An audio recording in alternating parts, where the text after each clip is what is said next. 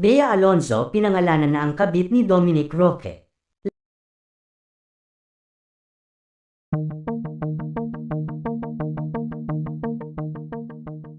Laman pa din ang usap-usapan ng kontrobersyal na biglaang paghihiwalay ng engaged couple na sina Bea Alonzo at Dominic Roque.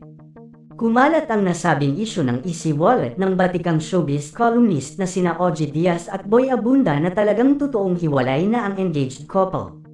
6 months mula nang hingi ni Dominic Roque ang matamis na oo ni Bea Alonzo sa isang biglaang engagement proposal na ginawa nito para sa aktres.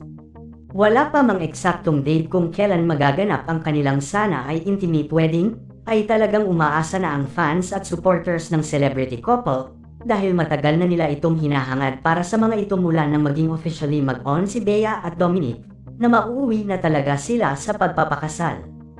Ngunit ngayon nga ay napuno ng lungkot ang fans ng mga ito lalo na ang fans ni Bea Alonzo sa balitang hindi na talaga matutuloy pa ang kanilang pagpapakasal.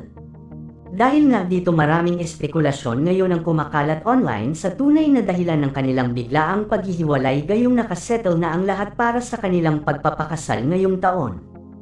May lumabas ng balita na pinapipirma ng prenuptial agreement ng kampo ni Bea Alonzo si Dominic Roque, ngunit tumanggi umano ang aktor at hindi pumirma sa nasabing agreement.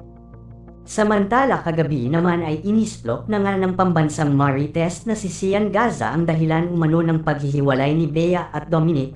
Ayon sa tinaguriang pambansang marites ng Pinas ay parang nanawa na daw si Bea sa paulit-ulit na setup nila ni Dominic, na siya ang halos lahat na gumagastos sa tour nila abroad. Siguro daw natauhan na si Bea na walang pupuntahan ang kanilang relasyon kung siya lang nang siya ang magbibigay at magpo-provide sa kanilang pagsasama.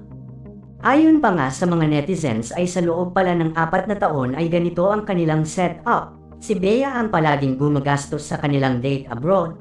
Bakit naman umano sila tumagal ng 4 na taon at malapit na nga umanong mauwi sa pagpapakasal ang kanilang relasyon?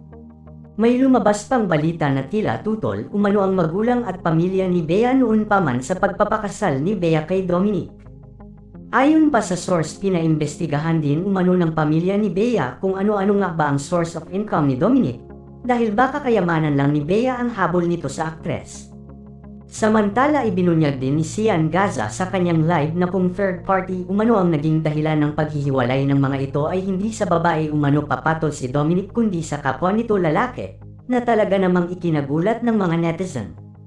May nagsabi pa nga na siguro umano ay ginawa lang panakip butas ni Dominic si Bea Alonzo sa totoo niyang kasarian at pagkatao para matakpan ang katotohanan. Kung totoo man nga ito ayon sa netizens, nakakaawa naman daw itong si Bea Alonzo kung ganun ang nga ang nangyari.